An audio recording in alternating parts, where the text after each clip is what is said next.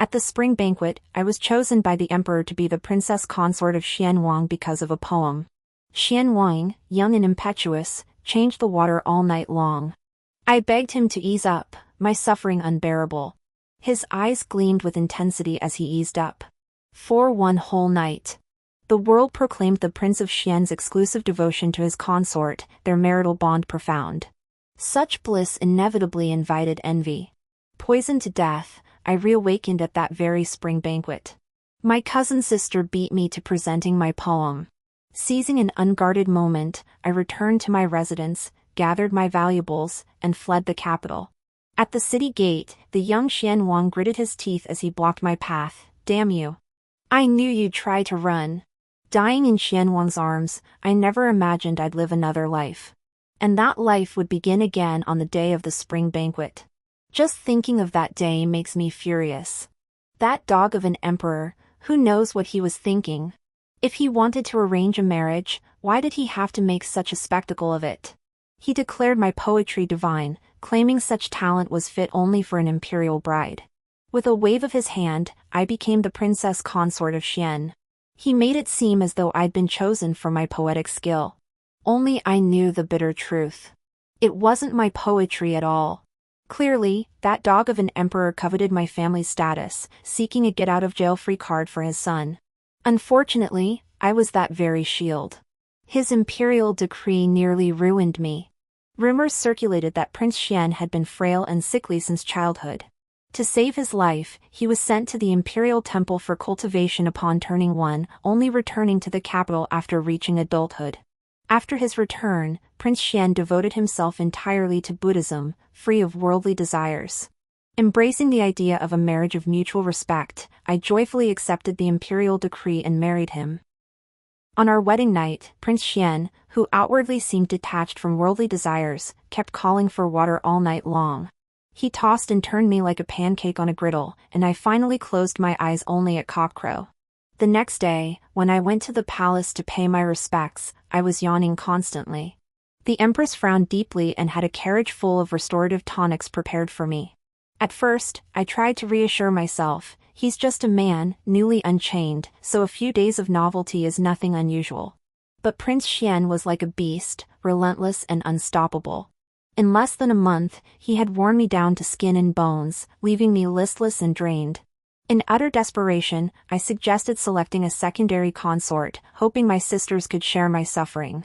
Prince Xian's smiling face darkened considerably. He refused with a grim expression. How could a prince take a concubine just 1 month after marrying his consort? Out of the question. I endured. 3 months later, my patience snapped, and I brought it up again. The prince's face darkened completely. How dare you, consort, try to push this prince onto another? With that, he grabbed my chin and ravaged my lips, spending the night in passionate embrace. A year passed, and my womb remained barren. The Empress Dowager launched her campaign to hasten my conception. Upon learning this, Prince Xian stormed into the palace. He returned with a cartload of aphrodisiacs. Back at the mansion, he slipped into the kitchen, simmering a pot of soup with a wicked grin. Life is short, seize the day. That night, I was forced into another sleepless vigil. Truly, I detest every single one of those tonic soups, every single one. 3 years passed, and still no sign of pregnancy. This time, Her Majesty the Empress made no demands. While Prince Xian was dispatched by the emperor on official business outside the capital, she directly had the matron bring in 2 girls as beautiful as flowers. Her Majesty knew her youngest son's temperament and planned to act first and report later. Bored out of my mind in the prince's residence, I often sought out these 2 sisters for idle chat. After chatting for so long, the 3 of us truly became good sisters. In my spare time, I even shared with them the basketful of erotic paintings Prince Xian had collected over the years. The 2 young ladies, untouched by the world, blushed crimson and grew bashful. Returning to the mansion after his errand, Prince Xian bellowed, "Princess consort, I've gathered more fire avoidance diagrams. Tonight, we shall study them together." Before he could finish, he spotted me playing leaf cards with 2 stunningly beautiful women. The 2 women, seeing the prince return, hastily knelt to greet him. Prince Xian, standing outside the door, took 3 steps back, pinched his nose, and ordered the guards behind him to drag the two women out of the mansion. Once they were gone, he shot me a resentful look, tossed all the fireproofing diagrams he was holding at me, and stormed out of the mansion. Who knows how he explained it to Her Majesty the Empress. After that incident, Her Majesty never interfered in the affairs of the Prince Xian's mansion again, nor did she ever mention the matter of offspring. God knows how much I wished the Empress had been more assertive. How many sisters could have shared the prince's boundless energy with me? But the Empress was useless. My recollections were interrupted by the familiar sound of poetry recitation. My cousin, who had been seated beside me moments ago, had taken the stage to recite her verse. Familiar because it was the very poem I had composed at the spring banquet in my previous life. After the recitation, she flashed me a defiant smile. The moment the poem ended, a chorus of ladies and young misses applauded enthusiastically. Truly worthy of the Xia lineage, a masterpiece from her very first attempt. Indeed. And to think she's merely the niece of Minister Xia. The Xia clan, a century-old noble house, never disappoints. Their young generation shines with exceptional brilliance. The ladies and wives praised her loudly. My cousin smiled bashfully and bowed in acknowledgement. That expression, that gesture, it was identical to mine in my previous life. Seeing her act this way made me feel sick. Not only was she blindly copying others, but she'd also taken my poem and recited it. If you want to climb the heavenly path, don't use me as your stepping stone. I was furious, but another thought suddenly struck me. Since she's claiming my poetry as her own, why not play along? Today she's stealing all the spotlight, I can use this chance to escape. Flee the capital to the frontier to save my brother, who's nearly crippled, and escape the clutches of that beastly Prince Xian. No more being forced to drink those tonic soups, no more feeling listless and unmotivated all day. No sooner said than done. I slipped away with a few maids, using a bathroom excuse. Just outside the courtyard, I heard the same words as in my past life. Fine poetry! A reward! It was the Emperor, strolling about with nothing better to do. If he's here, Prince Xian is here too. Run! The maid Lulua gasped for breath. Miss, why did you run off? You're giving the third wife's daughter the chance to shine? The composed Hongya scolded her. Don't speak recklessly. Whatever the miss does, we maidservants simply obey. Luo seethed but dared not contradict Hongya, muttering indignantly, then, Miss, are you returning to the estate? I nodded and sprinted away, back to the estate. Then out of the capital to the frontier to find my elder brother. Save my brother! Hongya frowned the moment she heard, impossible. Luo rolled her eyes. Hongya, what's gotten into you? You just said you'd obey the young lady. Hongya's face flushed crimson. This servant believes we should inform the master and mistress. Inform them? Not a chance. If I tell them, I'll never leave the capital. No noble family would ever tolerate an unmarried daughter harboring such outrageous ideas. Even if they did, they'd nip it in the bud. Based on my past life's knowledge of the old emperor, he'd never bestow my cousin upon Prince Xian. Her father's a lowly minor official, her mother from a merchant family, they couldn't possibly protect Prince Xian. As long as I remain in the capital, this marriage will be decreed sooner or later. When the emperor wants something done, he'll find a reason even if none exists. Now, with heaven, earth, and humanity all aligned, if I don't flee now, whenever will I? Once I escape the capital, His Majesty the Emperor will certainly not bestow me upon Prince Xian. He would never allow his youngest son to marry a rebellious and unorthodox principal consort. Upon returning to the manor, Qinglu, who guards the house, heard I intended to seek my eldest brother at the frontier and was overjoyed. This servant hasn't seen the eldest young master or my elder brother in years. Qingliu's elder brother had followed my own elder brother to the frontier 3 years prior. After parting ways, they never returned to the capital. I glanced at the three of them. Hongyi excelled at managing household affairs, Lulua loved perfecting culinary skills, and Qinglu was skilled in martial arts and medicine. I couldn't part with any of them. Hongya protested fiercely, but Qinglu and Lulu were persuasive. A quarter of an hour later, the four of us slipped out through a side gate, stealthily. Dressed as a servant boy, Qinglu drove a carriage from the rear courtyard. Once we were all aboard, Qinglu cracked his whip, and the mansion gates shrank into the distance. We hurried to the city gate only to be stopped by the guards. Qinglu produced the travel pass, only for the guard to crumple it into a worthless scrap. Fuming, Qinglu argued fiercely with the sentry. The commotion outside drew Hongye's attention. She stepped down to mediate, but the moment she left the carriage, she vanished without a trace. Lulua shielded me fiercely, but suddenly a black-clad man burst into the carriage, yanking Lulua out by the collar. Robbery in broad daylight? Just as I was about to step down to investigate, the carriage curtain was yanked open. My soul nearly leapt out of my body. Stepping inside was none other than Prince Xian, who should have been strolling with the emperor at the spring banquet. The young, handsome Prince Xian pointed at me, his teeth gritted. "Damn you! I knew you heartless wretch would run. I gave you all my strength. You called me an iron ox. How could you be so heartless? How could you be so heartless?" His eyes grew redder with each word, and a single tear fell unexpectedly. I couldn't bear to see him cry. Years of habit made me reach out and embrace him. King Xian sobbed, "Before you died, you said you never wanted to see me again. I couldn't grant your wish." My head was pounding. What was this? Rebirth with baggage? After over a decade as husband and wife, King Xian knew me inside out. He broke free from my embrace, his eyes red as he accused me. "Before you died, you actually said you wouldn't be buried with me." I refused to listen. "I will be buried holding you." So after I died, not only were we buried together, but I was in the same coffin as him? He wouldn't let me rest in peace even after death? But I dared not utter a single complaint, afraid he'd cry himself into a frenzy. "No matter what, you must never abandon me." I stubbornly turned my head away. Those fox tears, they're the most deceiving of all. Leaving him? I have to. I simply must. 13 years as husband and wife, and the only time he got a break was when I was on my period. He ruined the fields. And those endless nourishing soups? I couldn't stand the sight of them. I drank them my whole life last time, and still had no air. At court banquets, seeing other consorts followed by a string of children filled me with envy. One night, I told the Prince of Xian I wanted a child. His eyes lit up, promising me descendants immediately.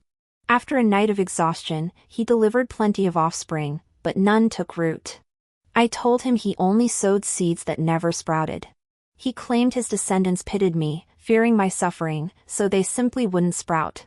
No matter what I said, he had a reason to counter it. Later, I grew weary and considered adopting a child from the Imperial clan to inherit the prince's estate. The moment word of the adoption spread, the Prince of Qi's consort brought her second son to visit. The dim-witted Prince of Qi boasted to the Prince of Xian at court that his consort had brought their second son to discuss the adoption at the Prince of Xian's residence. This stirred up a hornet's nest. Prince Xian hurled his ceremonial tablet at Prince Qi's head, stormed out of court, and galloped straight to the prince's residence. Before the child could even kowtow to me, Prince Xian flung him aside.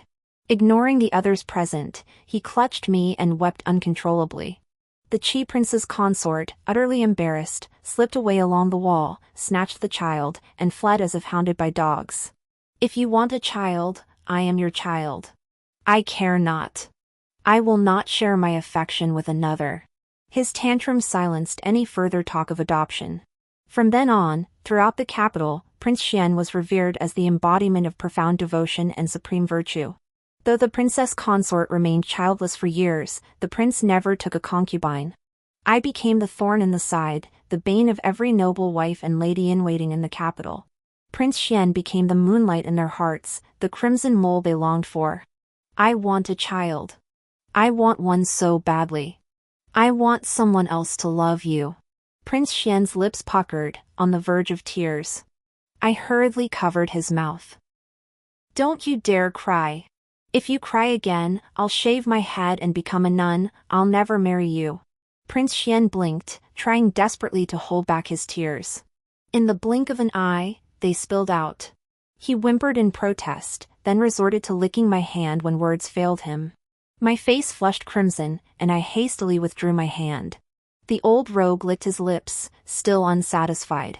Your Highness always smells so sweet. I stated flatly, oh dear, I forgot to wash after using the lavatory. I trust your Highness won't mind? The Prince of Xian discreetly wiped his tongue with his sleeve, his words still unruly. Whatever the princess consort does, this prince minds not. As he spoke, his hand began to wander toward my face. Just as his hand neared my face, the carriage curtain was suddenly flung open. Qing Lu entered, brandishing her whip. A lash struck Prince Xian's wandering hand. You scoundrel! How dare you insult my mistress? Qing Lu was fiercely protective and fearless, having defied authority countless times in her past life. The Prince of Xian, accustomed to her sharp tongue, was somewhat intimidated by her. But that didn't apply now. I wasn't the princess consort of Xian, I had no right to discipline the prince. Qing Lu was furious and prepared to strike again. I quickly intervened. Held back by me, Qing Lu huffed and puffed, shouting, Miss, you're being far too lenient. I soothed her, this is the Duke. The Duke! Qing Lu stared in disbelief. How could that be, miss? You must be mistaken. Everyone says the Duke is pure and detached, never approaching women. She pointed at the Duke, look at him. He's a complete lecher. How could he possibly be the Duke? Well, I must say, those rumors are misleading. Qing Lu turned away, looking somewhat remorseful. I struck him rather hard, this lecher has even been reduced to tears. Following Qing Liu's gaze, I glanced behind me. Sure enough, huddled in the corner, the King of Xian silently rolled up his sleeves, revealing an arm swollen and red from the whip lashes. Tears streamed down his face as freely as rain. A handsome man weeping, he looked like a celestial being. Apparently sensing our gaze, the formerly lecherous Prince Xian pouted pitifully, never mind. This prince was too forward with Miss Xia. I simply couldn't control my emotions upon seeing the one I adore. I hope Miss Xia won't hold it against me. Damn it, don't use that green tea tactic to soften hearts. This speech served four purposes at once, lodging a complaint, expressing grievances, clearing his name, and finally offering a token of his feelings. Qing Lu was so frightened he fell to his knees, begging for mercy. My heart ached, and I prepared to fetch medicine from my bag to soothe the prince. The prince swiftly drew a handkerchief from his robe to wipe his tears, rising with such speed he left me no chance to atone. His expression turned stern as he declared, Rise. I hold no blame against you. You acted rightly in protecting your mistress. All that occurred today is my fault. I offer my sincerest apology to Miss Xia and beg your forgiveness. I've ordered new travel permits prepared for Miss Xia and dispatched several secret guards to protect you discreetly. With that, he unfastened the jade pendant from his waist. Should you lack funds, present this pendant at Wankai Money House to withdraw what you need. This prince wishes Miss Xia a safe journey. With that, he stepped out of the carriage without a trace of lingering, striding out with long, swift steps. Unfortunately, the carriage was narrow, forcing him to walk hunched over. The sight was as comical as could be. My heart had already softened completely, and I hurried to stop him. If your highness has no other business, you might enjoy the scenery along the frontier. His resolute footsteps halted abruptly, and a slightly aggrieved voice emerged. Miss Xia said she wished never to see this prince again. That was spoken in anger. With your highness's noble bearing and radiant character, how could I possibly refuse? Truly? Truly? You say so yourself. Yes, I do. What a devil, he'd led me astray again. All because my resolve was weak. Prince Xian grinned like a simpleton. Qing Lu stamped her foot in fury. Miss. A man and a woman traveling alone together? What are you thinking? Prince Xian rolled up his sleeves suggestively. Qing Lu stamped her foot. Ah, this servant, this servant. I shook my head and chuckled. Silly girl, how could you possibly outwit a fox who's lived 2 lifetimes? With Prince Xian joining us, our journey proceeded without a single obstacle. The people sent by my parents not only didn't obstruct us, but accompanied me all the way to the frontier. They claimed it was to visit the eldest young master at the frontier, but in truth, they sent these men to keep an eye on Xian Wang. Only his reputation for abstaining from women allowed my parents to remain relatively unconcerned. Had it been anyone else, they would have had me bound and returned to the capital long ago. They were utterly mistaken. Xian Wang was the one who sought women's company. He often indulged in lewdness in broad daylight. Xian Wang rode his horse alongside my carriage, smugly declaring, "Miss Xia, we'll reach Jiqing this afternoon. Young Master Xia will personally greet you." I scoffed. Small-minded man, triumphant. In my past life, my eldest brother returned to the capital after my wedding. His first act upon arrival was to limp to the prince's mansion to see me. Finding me yawning constantly and listless, he flew into a rage and sparred with Prince Xian all day. That evening, the duke, his face a bruised mess, was carried back by guards. The empress was heartbroken, and she never missed a chance to subtly blame me. The duke whined it was his own fault for overestimating himself and challenging his brother-in-law to a duel. The empress was so worried she wanted to watch over her youngest son every single day. Half a month later, news of his defeat by his crippled brother-in-law spread throughout the capital. The usually shameless Prince Xian suddenly became preoccupied with his reputation. His injuries would have healed completely in a fortnight, yet he insisted on secluding himself in the prince's mansion for 3 months. This proved quite taxing for me. In the past, when he attended court by day, I enjoyed leisurely days. But these 3 months brought ceaseless demands, day and night. Where he found that boundless energy, I couldn't say. I teased him about his lack of restraint. He claimed he'd abstained from women for 20 years and now deserved to make up for lost time. Fine. I'd make amends for my brother. After all, the moment his injuries healed, he'd slipped into the consort Xian's quarters at night, rousing the emperor to beg his father not to punish my brother. His disturbance ruined the emperor's mood, so His Majesty dragged him into a night-long discussion about life. The next day, he returned home laden with tonics, brewing them for me daily. I must admit, after drinking those elixirs, my spirits did lift considerably. Before my elder brother departed for the frontier, I found no further excuse to spar with him. As soon as we reached the city gate, Qinglu greeted us loudly, "Greetings, first young master." Hongya placed a veil cap over my head. Supported by Luluo, I stepped down from the carriage and bowed to greet my elder brother. Prince Xian had already changed into his imperial robes in his carriage moments before entering the city. Now he sat tall and proud upon his horse. That vengeful fox. My elder brother led the soldiers in performing the grand salute to Prince Xian. Only after receiving the full salute did Prince Xian give a slight nod, "Rise." My gratitude to all the soldiers. Before leaving the city, I took provisions and winter clothing. They shall arrive shortly. My elder brother and the soldiers gazed at Prince Xian with eyes sparkling. It was admiration and trust. I don't buy it for a second. He only decided to come to the border on a whim. How could he have arranged provisions like that? Most likely, he just wanted to save face, so he wrote back to the capital to have them prepared. After all, in his previous life, even my eldest brother couldn't stand him before he died. He's just seizing the moment to strike first. Making a good impression on my brother now means he won't get beaten too badly when he tries to kidnap his sister later. After questioning Prince Xian, my eldest brother shot me a disapproving look. "Little sister, you're being rather bold.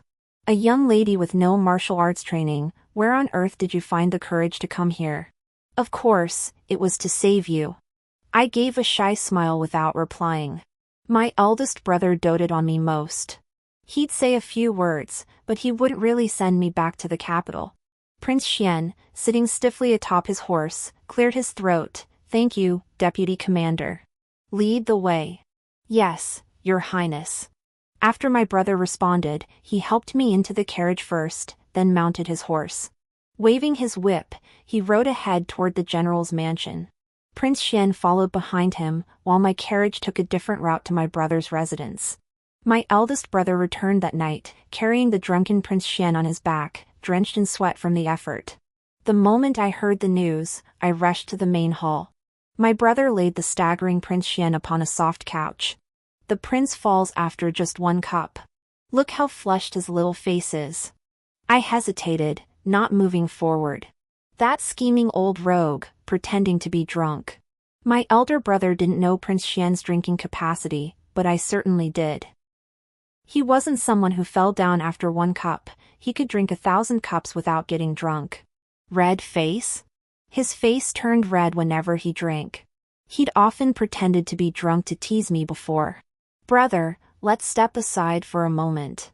I spoke to my elder brother, but my gaze was fixed on Prince Xian. His fingertips tapped nervously as he feigned drunkenness, his unease made his fingers fidget. Leaving the prince here. Isn't that unwise? It's perfectly fine. His attendants aren't freeloaders. Why should you worry about that? My words swayed my brother, who rose to leave. Prince Xian spun around, gripping my brother's sleeve tightly and murmuring, Brother Xia, we've hit it off instantly. Let's have another cup. My brother looked at me with a troubled expression. Why not just talk here? The prince is unconscious from drunkenness, it's not right to leave him elsewhere. The general hosted a grand banquet today to welcome the prince, but the prince kept dragging me along and wouldn't let go. Of course he wouldn't let go. What if you escaped? Then he'd be stranded alone in the general's mansion. Big brother, you naive fool, he just wanted to follow you back. All along the way, 3 maids and the mansion guards kept me tightly guarded. Prince Xian didn't even get close enough to touch a single hair on my head, he barely saw me at all. Every time he tried to find an excuse to get near me, Hongya's unreasonable arguments and Qingliu's silver needles in hand drove him away. Finally reaching the border, I was tossed off to the general's mansion. No wonder he refused. Of course, this isn't me bragging, it's all thanks to the confidence Prince Xian gave me. Take care of yourself these days, brother. Brother looked puzzled. What's up? I ate 8 bowls of rice today and beat a bunch of soldiers in combat. I'm in perfect health. How do I gently break it to him that he'll be limping soon? I couldn't very well say I'd lived this life before, could I? If I did, I feared my brother would drag me off to exorcise demons. He was deeply superstitious. Brother Xia, one more time. One more. Prince Xian bellowed again. What's there to fear? I'm here. I shot him a withering glance. Pretending drunkenness was bad enough, why must he show off? He couldn't lift a finger to help. If you get hurt, Big Brother won't just lose his leg, his head might end up on a platter. Everyone knows Prince Xian is the darling of the palace's 3 most powerful figures. Big Brother shook his head like a rattle. The night is deep and the dew heavy. I'll tend to the prince tonight. You go rest. We'll talk about this tomorrow. Hesitantly, I returned to my own quarters. Hongya had already prepared water for my bath. After bathing, Hongya took my clothes to wash while Lulua dressed me and wrung out my hair. Qinglu helped me stretch my limbs, and I read a storybook by candlelight. How utterly delightful. The next morning, I awoke to the scent of roasting meat. Opening my eyes, I saw Prince Xian seated on the soft couch, gnawing on a chicken leg while facing me. Still half asleep, I thought I was still in my previous life and instinctively called out his name, Huayu, don't be so naughty. Prince Xian's mouth opened wide, the chicken leg dropping onto the bedding as he gave me a bear hug. You still cherish me, right? You remember every little thing we shared. His weight crushed me awake instantly. I'm still a virgin. How did this old man sneak in? Where's Qinglu? Where's Hongye? And Lulua? That chicken leg in his hand was clearly Lulua's creation. Get off me! I struggled fiercely. The Prince of Xian swayed back and forth, clinging to me like a child. I don't want to goosebumps covering my body, I yelled, someone. Someone! The prince grinned wickedly, scream all you want. No one will come even if you scream yourself hoarse today, you must let this prince hold you. Seeing reason wouldn't work, I began to reason with him, Your Highness, we are both unmarried. This will tarnish my reputation. The prince struggled a few times before finally standing up, You're right. I haven't asked Father Emperor for the Imperial decree of marriage yet. Wait, I'll make it up to you tenfold later. Rest assured, I can endure. For your honor, I'll hold out until our wedding day. You're quite the Ninja Turtle, aren't you? With that kind of endurance, how do you not suffocate? Xie Jianyunya vowed to roam the world this lifetime, no more being stuck making pancakes day in and day out. Your Highness, why must you keep harping on one point? Why rehash the same dish? This topic was his landmine, mention it and it would explode. Humph. Thud. With a light snort, Prince Xian stormed off in anger. Tripping over the threshold, he stumbled and fell. The fall seemed to jolt his brain back into place, almost forgot why I came. Your brother-in-law is injured. My heart skipped a beat. My eldest brother was hurt? Anxiety gripped me. I dressed as quickly as possible, grabbed the small box filled with medicine, and rushed out. Xianwang was waiting outside for me. How could he have been injured so soon? In my previous life, news of my eldest brother's injury only reached the capital after I was married. Seeing me lose my appetite, Xianwang stormed into the palace, throwing a fit until he secured a court physician specializing in trauma to treat my brother at the frontier. 3 months later, the physician returned to the capital, reporting he had arrived too late. My eldest brother's leg injury was beyond repair.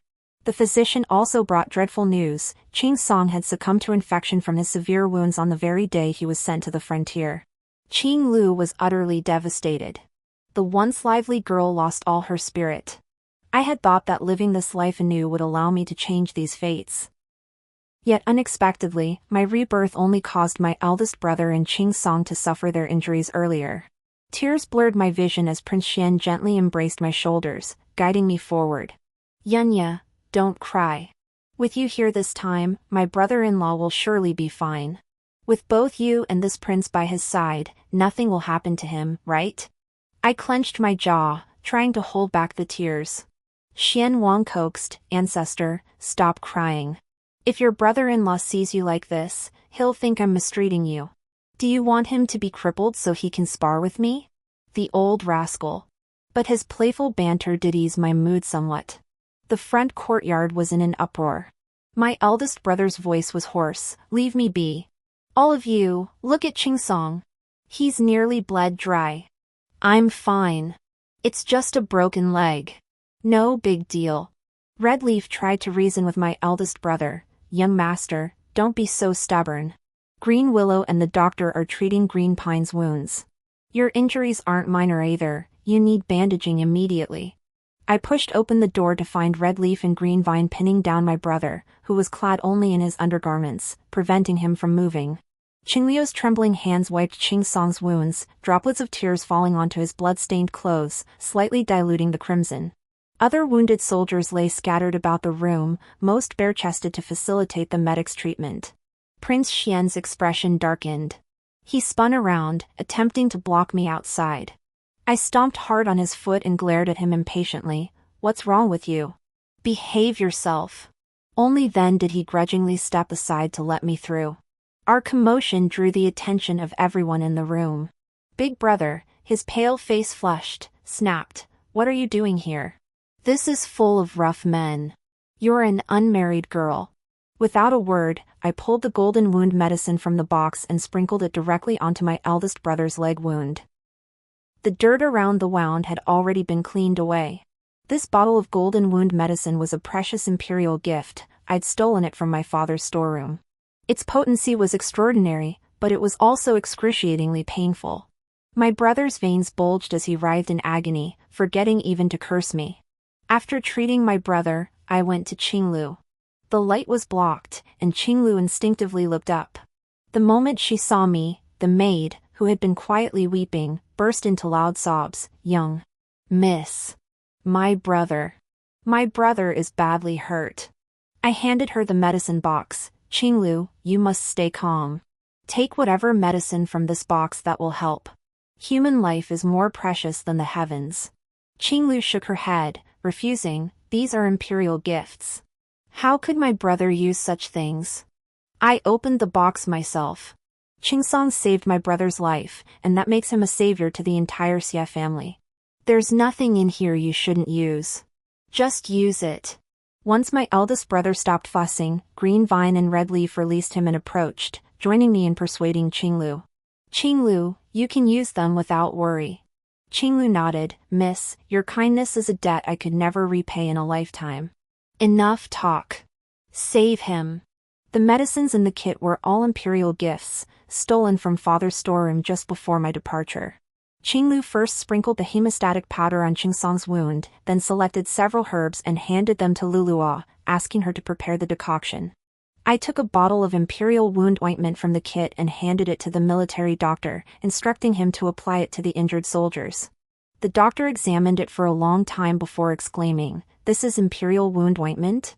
"Yes, there's plenty more in the box. Feel free to take more when you run out." "Miss, your kindness."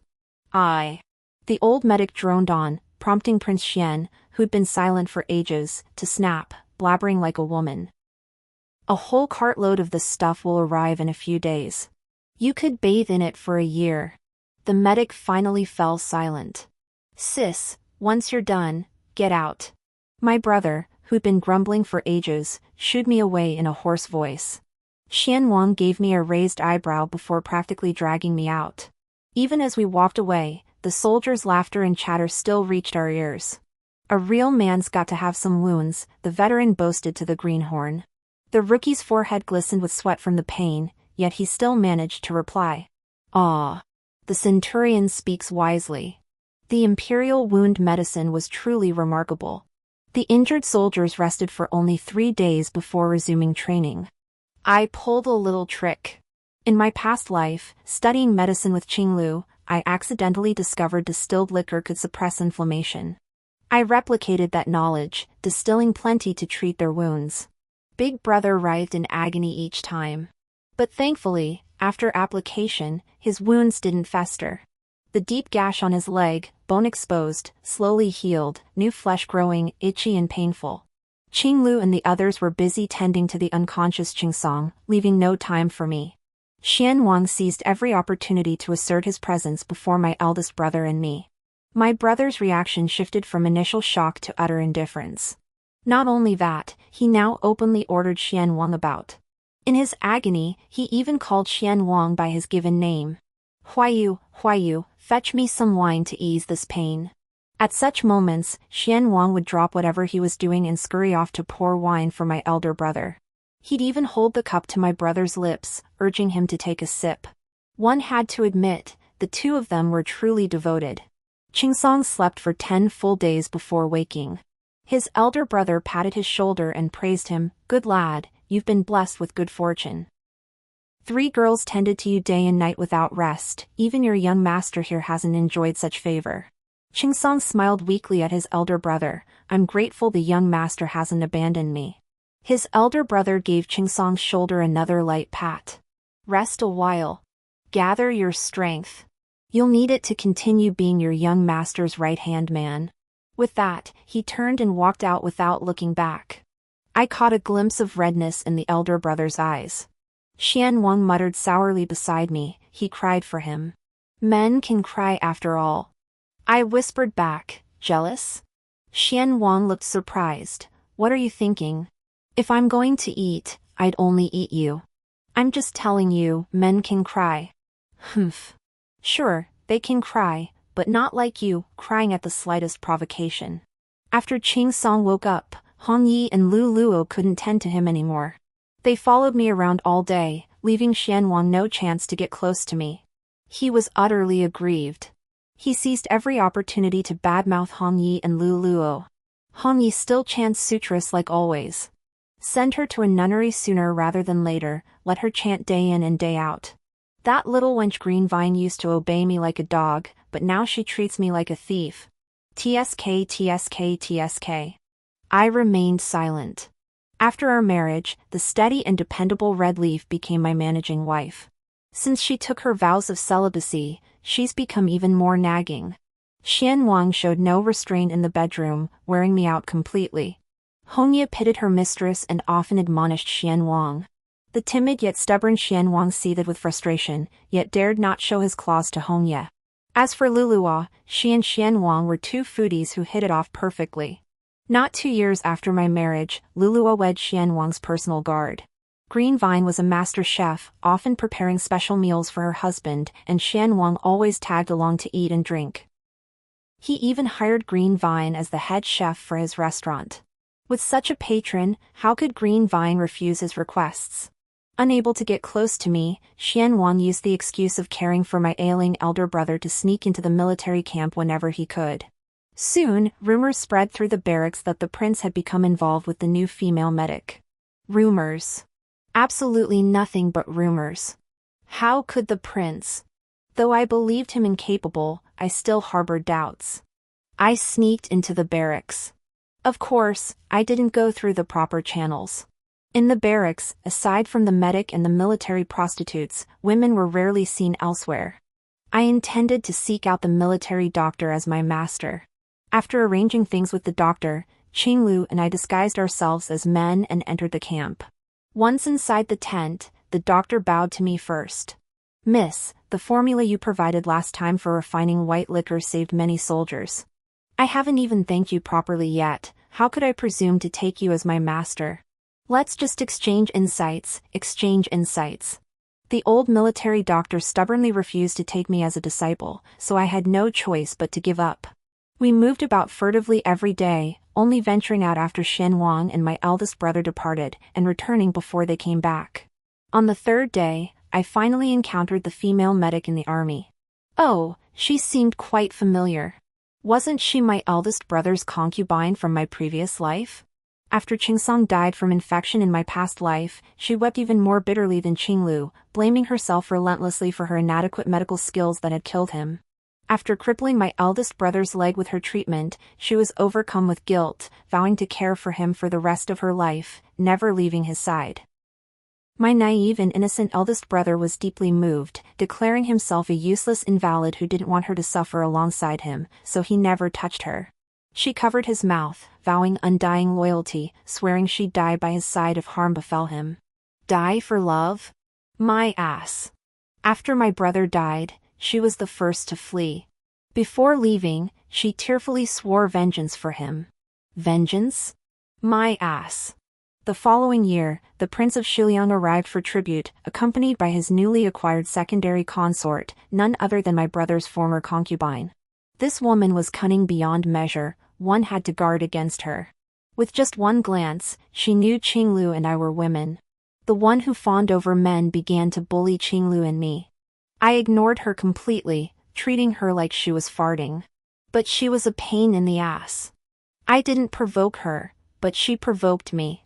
She'd fall at the prince's feet, tears streaming down her face like rain, complaining that the new medicine boy didn't fancy her. Qinglu and I dared not lift our heads, terrified of being discovered. Prince Xian uttered an "oh," then leapt back 3 feet, sneering, "If she can't even deign to look at this prince, what makes you think she'd notice you? What do you think you are? Can you compare yourself to this prince? It's perfectly normal she wouldn't give you the time of day." We were exposed. It was over. He was about to launch into his verbal assault. The physician's eyes widened in utter disbelief. Prince Xian's lips curled up at the corners as he spoke. "I glanced at you once, and you spread rumors of an affair? That's an insult to my taste. Even if there were thousands like you, I wouldn't look at you. Why don't you go to the riverbank and see if you're even worthy of a glance?" The physician's chest heaved with fury, yet she dared not utter a single harsh word. "Get out. Don't let me see you again." With a wave of his hand, the soldiers behind him obediently escorted the physician away. Once she was out of sight, his lips curled into a smug smile. "Yunya, you're jealous, aren't you? Jealous, right?" I stomped my foot in anger and turned to run. What a fool I was, falling for such a simple trick. Prince Xian chased after me. "Hey, Yunya, Yunya. Don't run so fast, the path's uneven here. Bad omen." The moment he finished speaking, I stumbled and fell, my head smashing against a rock. The impact made stars dance before my eyes, and I passed out. That fall proved fateful. It made me remember everything from my past life. My eldest brother was poisoned by his concubine with a slow-acting toxin. I was poisoned by my cousin. I knew that cup of tea was laced with poison, yet I drank it anyway. The poison struck swiftly. I didn't even suffer for more than a few hours. Why did I drink it? Perhaps it was the frustration of uncovering the truth behind my elder brother's death yet being unable to avenge him. Or perhaps it was learning from my cousin that Prince Xian harbored a longing for a white moonlight, a woman he'd met in a temple. Or perhaps it was seeing my parents, their hair turned white overnight from grief, my mother never recovering, my father losing all interest in his official career. The truth was too agonizing to bear. After my rebirth, I forgot it all. I only remembered to stay away from Prince Xian and rescue my brother. This fall has shattered me, bringing all those memories crashing back. I coughed up a mouthful of blood. Hongye, waiting nearby, calmly wiped the corner of my mouth with a handkerchief and offered a cup of warm water to my lips. Lulu rushed out, calling loudly, "The young mistress has awakened." Prince Xian burst in, hair disheveled, clutching me tightly. Yunya, you're finally awake." I was nearly driven mad by my brother-in-law. I pushed him hard several times, but he wouldn't budge. I asked him coldly, "Who's the person in the portrait?" Xian Wang released me, taking a long moment before replying, "You remember now? That bald monk's no good either, can't even handle something this simple." I shot him a cold stare. Xian Wang shrugged, "Don't be like that. The person in the portrait is you. It's you." I spat blood at him.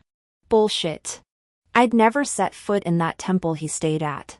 How could that little girl in the portrait, who only looked 80% like me, possibly be me? Have you forgotten? Your eldest brother went to the temple every 1st and 15th day of the month. Hearing that, I did recall. My eldest brother had a weak constitution. Fearing he might die young, my parents took him to Huangjue Temple to stay overnight on the 1st and 15th of every month. But I clashed with the temple's energy. Every time I went, I'd catch a chill, so my parents never took me. When your brother was little, he adopted me as his little brother and often snuck me down the mountain. He always praised you as the best sister in the world, and I agreed.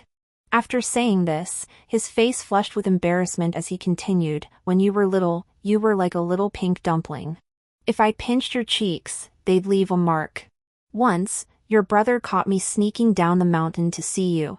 After that, he kept a close watch on me, forbidding me from seeing you again.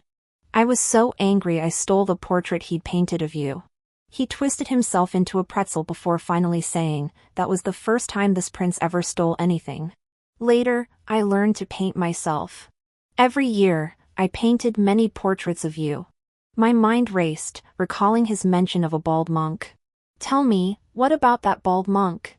He dodged the question, his tone turning serious. I had the healer interrogated. "She was an enemy spy. Following her leads, we uncovered many more spies. After extracting her secrets, I had her secretly fed the 100-day powder, then sent her back to the enemy country in grand style. And your cousin." As he spoke, deep hatred flared in his eyes. "She got involved with the Prince of Qi." My thoughts drifted along his words, "Killing without a trace, that's your specialty." The healer was sent back to the enemy country in style, then fed the 100-day powder. Even if the enemy didn't kill her, she'd die of suffocation after 100 days. What a despicable trick. Before my death, the king of Qi had 3 sons and 3 daughters. All 3 sons were born to the queen. All 3 daughters were born to his concubines, some premature, some through difficult births. None of the 3 concubines who bore him children survived. The queen was cunning, while the king was foolish, always chasing new conquests. My cousin's life would be no picnic. By the time we return to the capital, we'll likely hear the joyous news of your cousin's demise. When do we return? Soon. King Xian rarely looked so serious before me. That bastard, that dog emperor. Who could have imagined an imperial decree of arranged marriage would chase us all the way to the frontier? What nonsense about women being no less than men, or heroes falling for beauties. A bunch of flimsy excuses, but it all boils down to 2 words, imperial marriage decree. Prince Xian beamed with radiant joy. "Father truly understands my heart." The eunuch fawned as he handed Prince Xian and me a letter each. The letters were written in the emperor's own hand. A promissory note. That time Prince Xian brought supplies, he nearly emptied the entire imperial palace's stock of golden wound medicine. The emperor prepared them with a snarl and a glare. His Majesty played the bully, refused to marry his son, and I'd have to repay him in silver. A cartload of imperial wound medicine, that stuff's pricier than gold. Even if they sold me piece by piece, I couldn't cover it. Can't pay? Then marry him. What else could I do? This lifetime, I want a child. All right. But you mustn't share your love for me with the child. Deal. I knew you were smitten with me. Extra Chapter 1. This prince won't admit his first self-pleasure was while gazing at the princess consort's portrait. Nor will he admit he becomes utterly helpless whenever he sees her. The master said one glance lasts 1,000 years. But for this king, seeing the princess is 10,000 years in a single year. I long to fuse her into my very being. How could one not adore such a tender, delicate princess? Except she keeps urging me to take concubines. This king is baffled. Why would I ever need concubines? My heart belongs only to the princess, and the princess alone. My master took in a pack of abandoned children, claiming they were chosen by Buddha.